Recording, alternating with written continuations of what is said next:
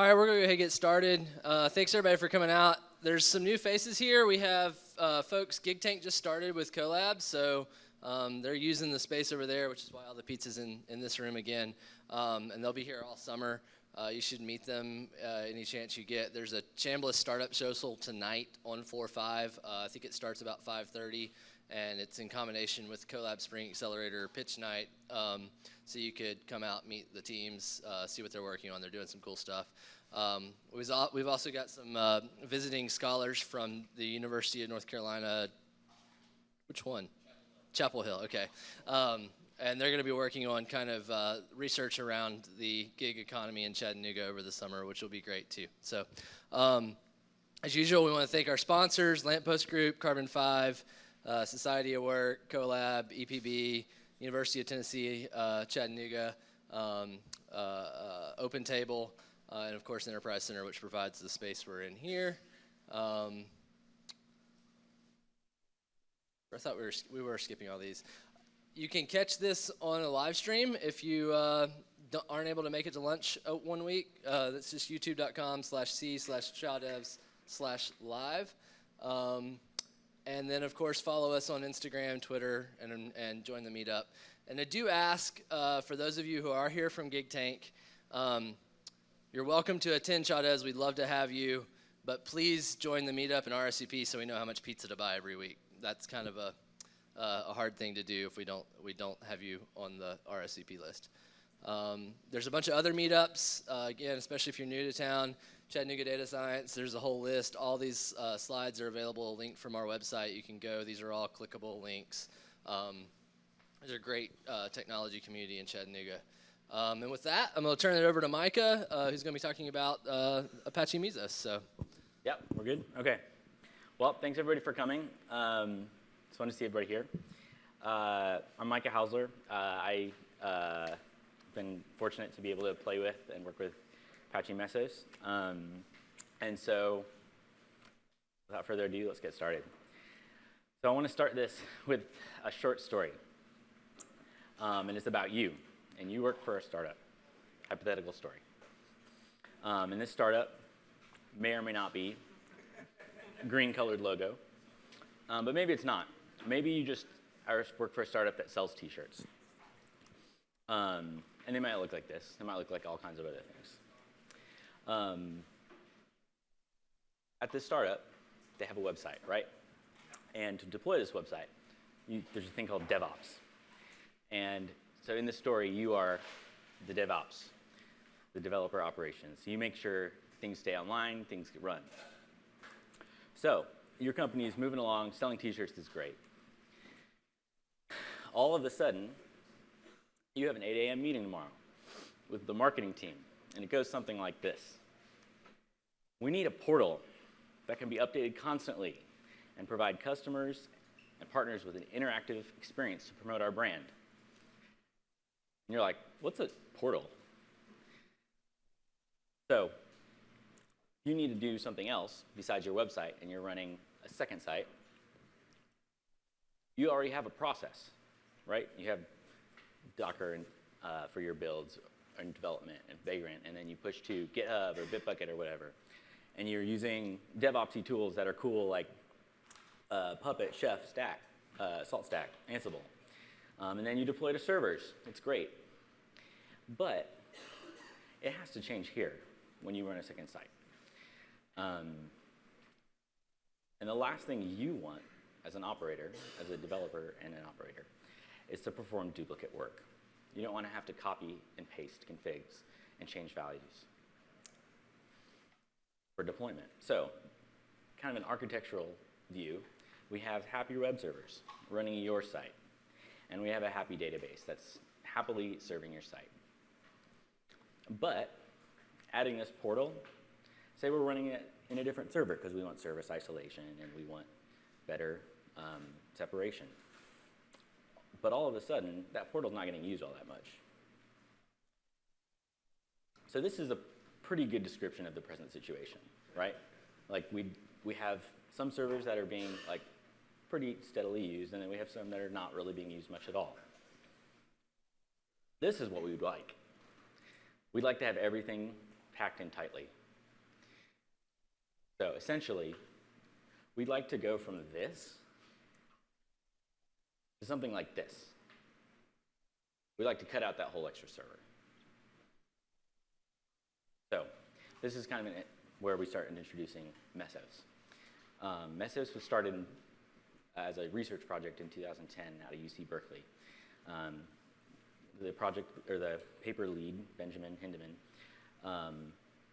has this quote: 64 cores or 128 cores on a single chip looks a lot like 64 machines or 128 machines in a data center.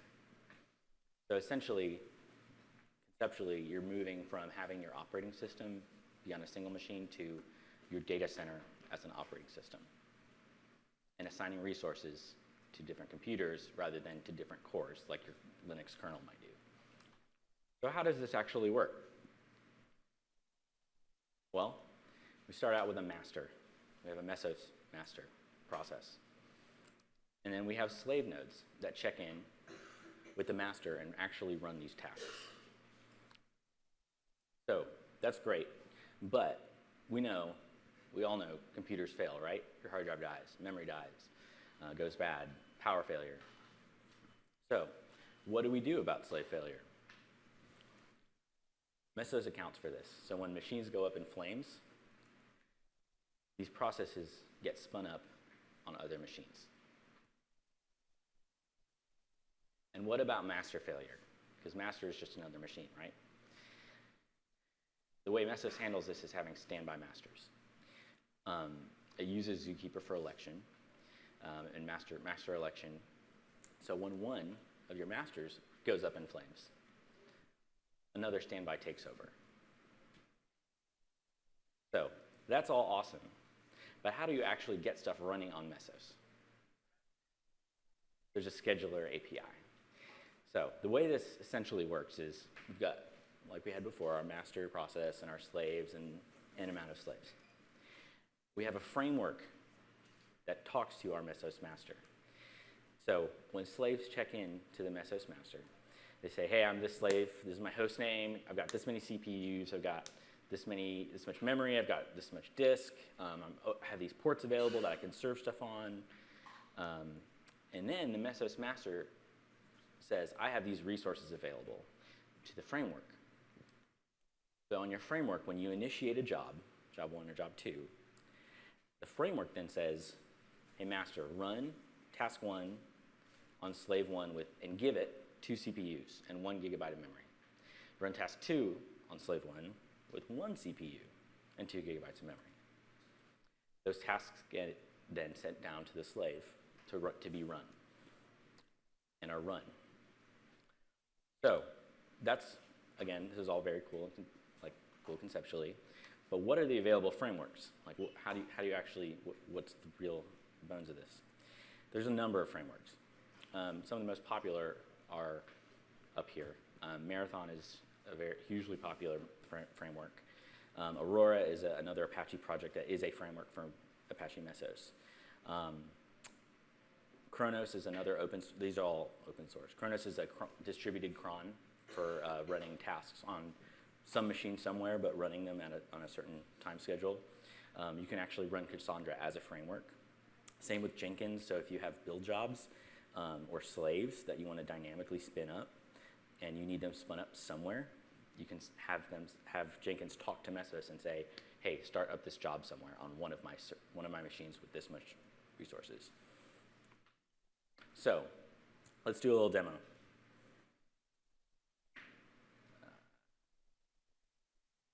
Change my display preferences. Here, we will jump over to the terminal. Okay, so y'all can sort of see this. I'm going to be running this in Docker, and this all demos on GitHub, and I'll show the link at the end so you can all play with it. Yeah. Let's see if we can do that really fast. That's not going to work. But I can just do this, probably. Yeah, we can. There we go. All right, I'm going to see this directory really quick. Okay. So you can all see that fairly well. So I've got some Docker containers up already. And what essentially you need to run Mesos, you need to run Zookeeper first. So I'm going to start that up really quick.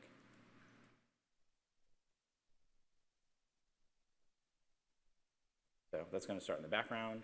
And then let me jump over to here really quick and copy the link. And we're going to watch really quick as Zookeeper comes online. This is just going to take a second.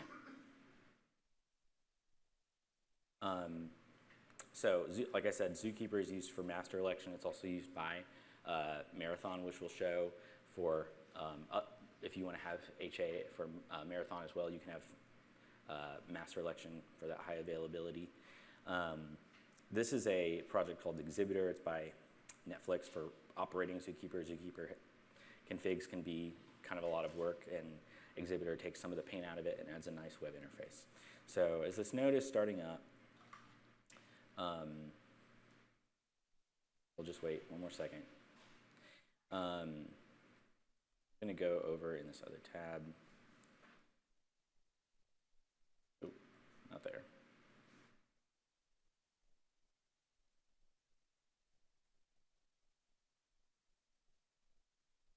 We're also going to spin up a slave in addition to the a master. So we're going to have two machines running.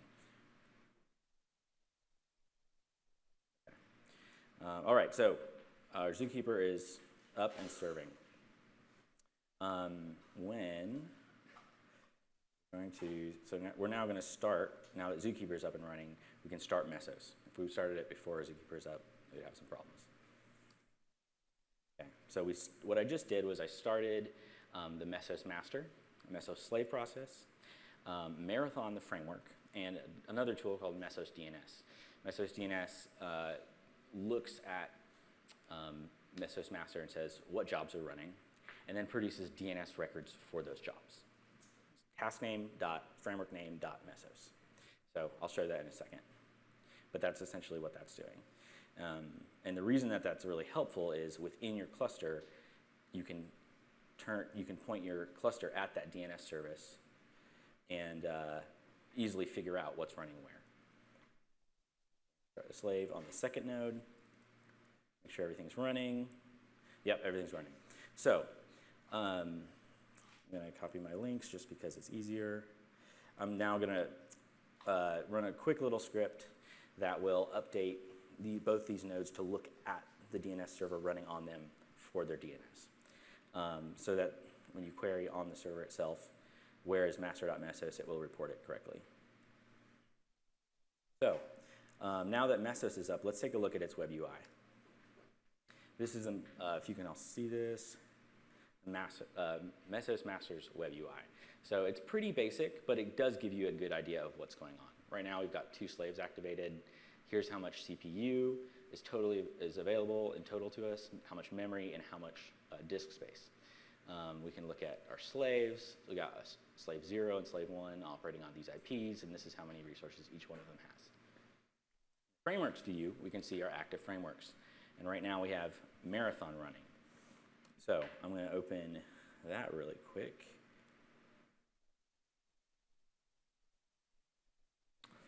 Into the Marathon web UI. So with Marathon, this is where we actually launch tasks.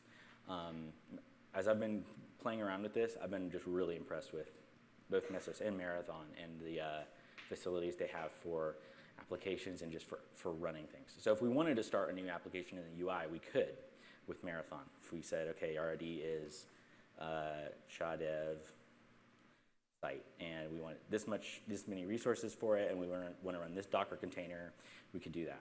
I've pre-built a few as and saved them off as JSON files, and so I'll submit those JSON files, and we can look at them in the Mesos UI.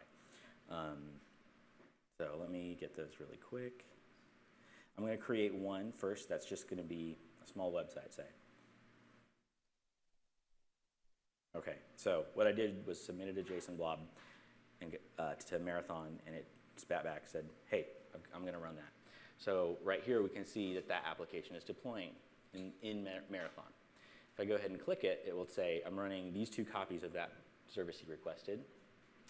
And if we look at the Mesos view, we can see, okay, there's 2 active tasks.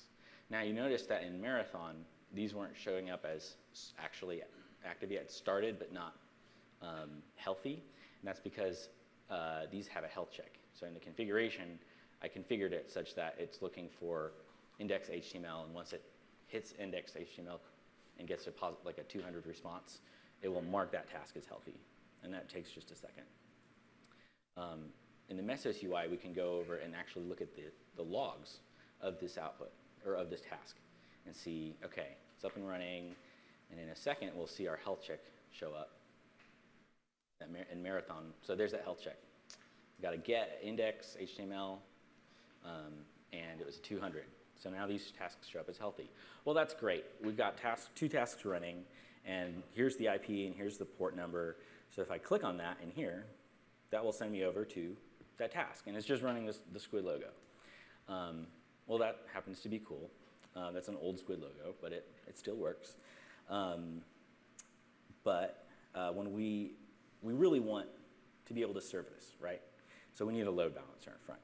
So there's also a tool called Marathon LB. Essentially, it's HA proxy, which is a reverse proxy load balancer, that is configured to talk to Mesos and say what tasks, or to Marathon actually, and talk about what tasks are running where and appropriately route them. So I'm also going to start that. I have a JSON blob for that too. So go over here, submit that. It's going to run. If we go back to Marathon, we see we have a deployment. We're going to look at that really quick. Almost running. Look at the Mesos view. It's running. So in the Marathon view, I'm going to go over to there's a health. If you ever work with HA proxy has a health check view. So we're going to go over, that's 503 is expected because there's no backends online yet.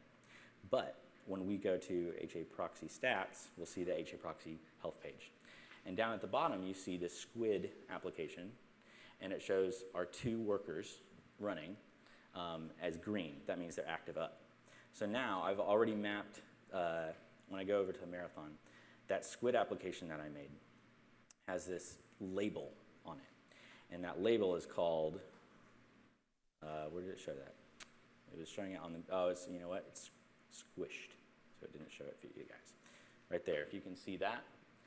HA proxy vhost, squid.docker. I pre-configured my machine so that squid.docker maps to the correct VM on my machine. So if I go to squid.docker, I see, nope, that's not it. There we go. That's the logo I want. So now, when I want to go and update the app, because the app to have updates, right? You don't just keep the same version of your site always running. I now have a second definition for my Squid app. That's a different image, but almost all the same parameters, and I'll deploy that by just saying app update. I could do it in the UI just as well, but I'm doing it just on the command line. So now we see deploying. We see our Squid application has 2 healthy tasks, and it has 2 that are started. One was staging, now it's started. And so while that's starting, those won't show up in HA proxy. If we go over to our HA proxy view, we see there's still our original 2 tasks running in the background. So as soon as these two new tasks come online, they will show up here in HA proxy, and we'll see the new website that we've deployed. We can also, like I said, just how we can go look at the old ones just like this, we can look at the new one. Okay, there it is. But if we actually want to see the DNS name resolve, wait for it. We'll see the logs, so see the output. Okay, there's the health check. So we go to squid.docker. There it is, new website. We deployed a website. So that's all the demo, and let me jump back to my slides. So that kind of gives you an idea of what does spinning up Mesos look like? What does deploying an app, and what does load balancing it look like? So who's actually using Mesos? There's a lot of people, a lot of companies, and a lot of people. See OpenTable on there. I don't know if you all use it here, but you do. All right, awesome. Yeah, there's a lot of people who use this. I was saying earlier, I've been really impressed as I've been reading like the documentation, the APIs for this. There's just been a lot of well thought out APIs for running Mesos and running an actual production cluster. Other features, some of these that it has is Mesos, you can have roles. So you can have like your prod role, your pre-prod role, or you can have business unit 1, business unit 2, and assign specific amounts of resources to each business unit so they don't creep over. You can have weighted resource assignments based on that. You can reserve certain amounts of resources for specific frameworks. There's other frameworks. There's a maintenance API. You want to have a certain node you want to take down, drain all the resources from it first. All this stuff is very, very cool. With that, are there any questions?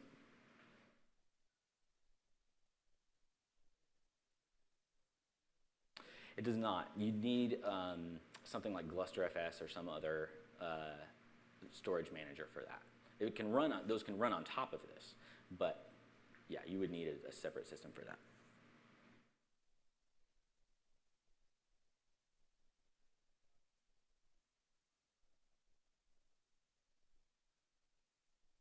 I've not used it, so I don't know.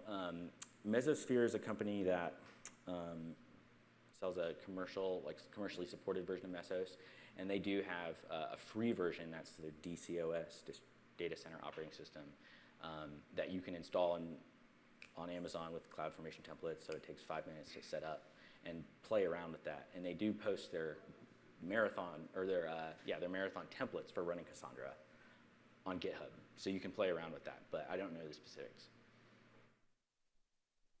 Or is the JSON So can you clarify that? like if you have a fairly elaborate set of things you need to do? Right. Yeah. You could. Docker level. Right. If you have like more than one task or multiple processes, the tasks that you submit to Mesos are either, I'm just showing Docker containers, but they also support just running tasks on like a Linux machine. So if you want to run it in a container, like a Docker container, you can run multiple processes within that, and have an entry point script that starts multiple processes. Yeah. And in this case, I'm just running one process per container, but you don't have to do that. Any other questions?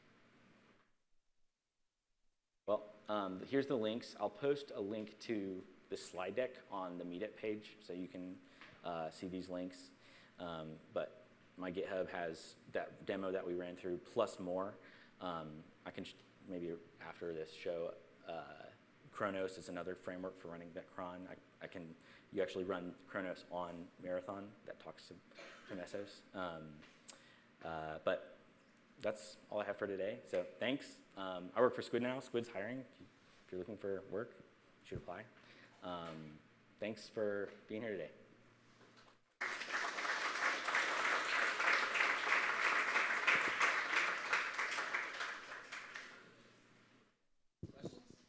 Any more? Questions?